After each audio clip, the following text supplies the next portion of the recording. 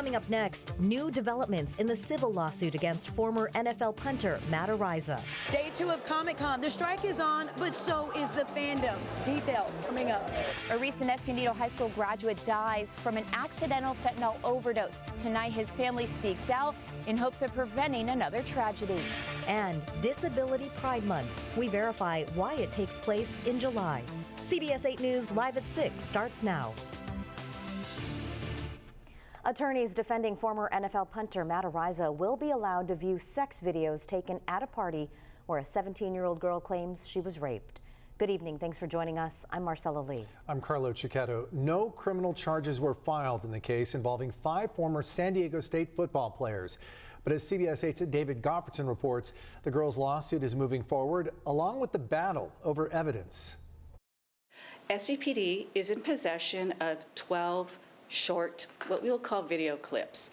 They run anywhere from 5 seconds, to maybe less than a minute. San Diego police say they have the sex videos recorded at an off-campus San Diego State party in October 2021. But the city attorney says they can't release them to attorneys because they depict a 17-year-old girl engaged in sex acts with several Aztec football players. They depict a sexual encounter engagement act with a minor at that time. No criminal charges were filed in the case, but the girl is suing the players in civil court, including former NFL punter Matt Ariza, alleging she was gang raped. We're not going to publicize and we are not going to distribute these videotapes. Ariza's attorneys say they need the videos to prove the sex acts were consensual and that Ariza was never in the bedroom where the alleged rape took place. Those videotapes will tell us whether she was raped or not raped. We believe that she was consenting and a willing participant to what was going on in that bedroom that night. Attorneys representing the girl say the videos don't actually show any of the football players involved, so there's no point in releasing them, even with a protective order prohibiting dissemination to the public. It's point of view camera angles of my client and my client only. They're 10-second clips. They show no identity of any of the individuals, and that's all you see is my client. In the end, the judge ordered both sides can view the videos, but for now, the attorneys will not be provided copies. Don't you think it would behoove both parties to know what's on those tapes? Maybe it's all irrelevant. They're covered by a protective order. So attorneys from both sides will now be able to view these videotapes, but it remains to be seen whether the judge will allow the jury to see these videotapes should the case go to trial. The next hearing is set for August 4th. At the downtown courthouse, David Goffredson, CBS 8.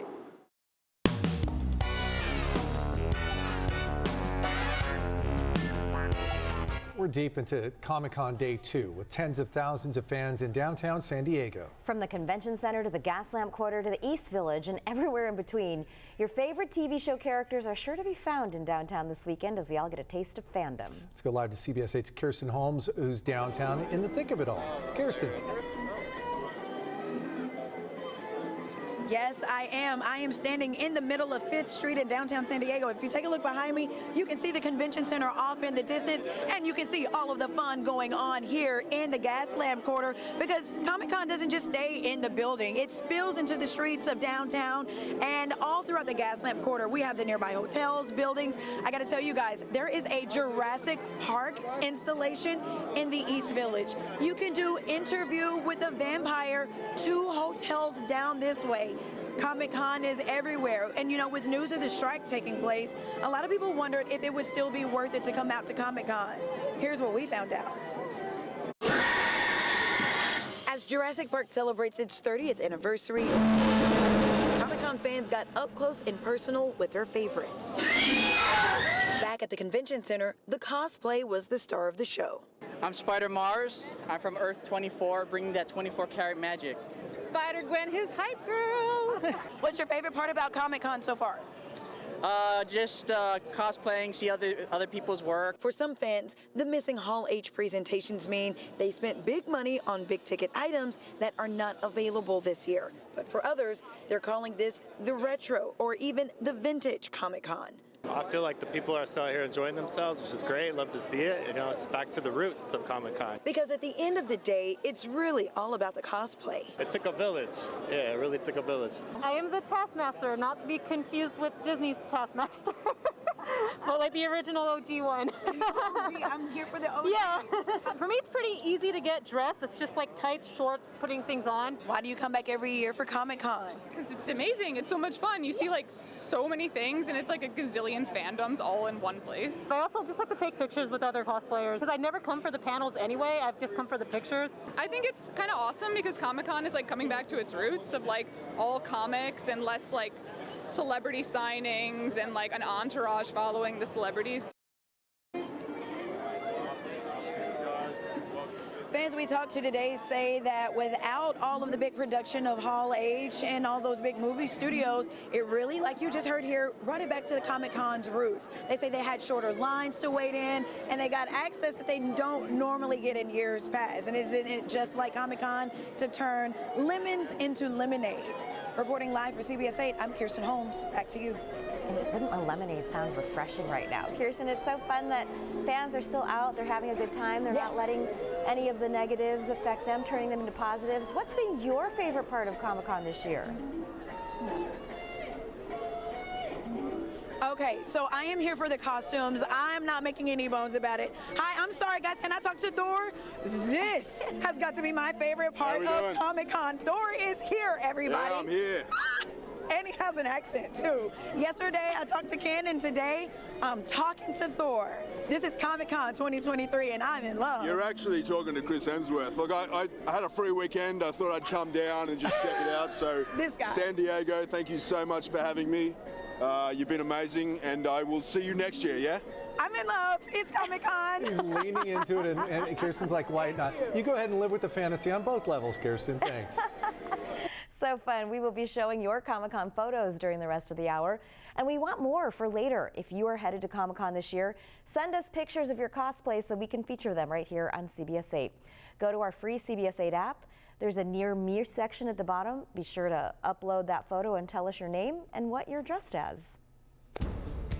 If it's not as evident as Thor, he's got a good costume for this heat. Well, he's kind of loaded up, but they were in the shade. They were in the shade. That's the main thing. His arms were exposed. You just like the arms. I saw them. The heat's going to get worse, though, this weekend, and now we get to add humidity to the mix. Ooh, so much fun. Meteorologist Sean Stiles is here early with when we will hit our peak. Sean, that humidity is going to make Thor's hair look a little bit flat. So the great thing about Comic-Con being literally on the water there, San Diego Bay, is that is moderating the temperatures a little bit. So everyone that's visiting from out of town, they're thinking, oh, I heard about the heat wave in Southern California. But at the coastline, that includes downtown, those temperatures not so high.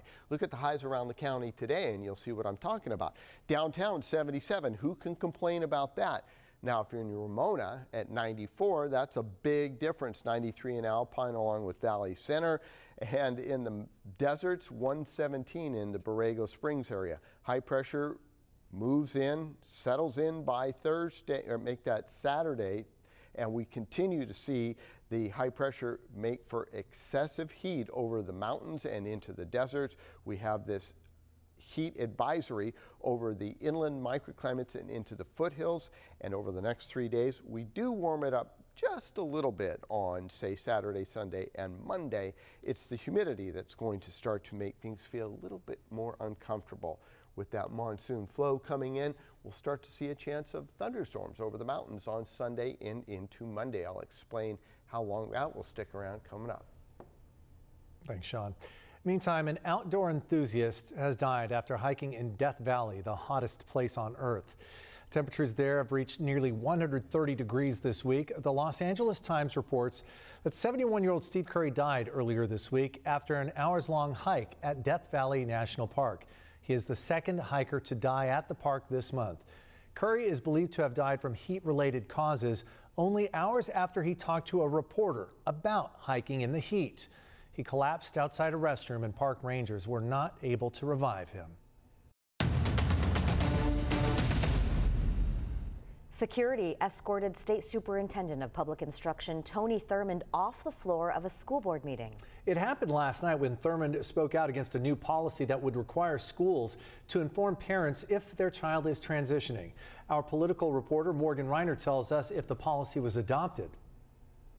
The school board did adopt the policy last night, and Superintendent Tony Thurman tried to speak for longer than the time allowed, and he was quickly shut down. This is just the latest in the clash between the state and local school districts. Parents packed into Thursday night's Chino Valley Unified School District Board meeting. The first speaker is Tony Thurman. Superintendent Tony Thurman spoke against a proposed policy that requires schools to disclose to parents if their kid is transitioning. To consider this, that the policy that you consider tonight not only may fall outside of the laws that respect privacy and safety for our students, but may put our students at risk because they may not be in homes where they can be safe. Time. But he is cut off after 1 minute. Time. He walks off, but Sanja Shah followed up. Tony Thurman, I appreciate you being here tremendously. But here's the problem. We're here because of people like you. You're in Sacramento proposing things that pervert children. So he walked back to the podium. May I have, as a point of order, as the board president... Order, this is not your meeting. You may have a seat, because if I did that to you in Sacramento, you would not accept it. Please sit. May I get a point of order? You're not going to blackmail us. You can see 2 security guards walk up to Thurman, then 2 more surround him, and he's escorted off. Mr. Thurman was granted more respect and decorum than I ever have been by the supermajority Democrats in Sacramento. Republican Assembly member Bill Asaley spoke right after. He introduced a bill to do what the school district did on a statewide level. They would not even hear my bill because they said it was too hateful without even having a conversation. Dozens of speakers later, some prefer a dead child to a trans child. The board passed the policy 4-1. Tell Sacramento to back down, and then I'll back down. Just last week, Newsom and Thurman intervened in a different local school district because that school district decided to ban supplemental material because it named a gay rights activist. The state said they were going ahead anyway, purchasing that material to provide to the students. Thanks, Morgan. Still ahead tonight, just in time for opening weekend, we introduce you to a real-life Barbie. No, not at ComicCon. And it's going to be a Barbenheimer kind of weekend. What you can expect if you're heading to the theater.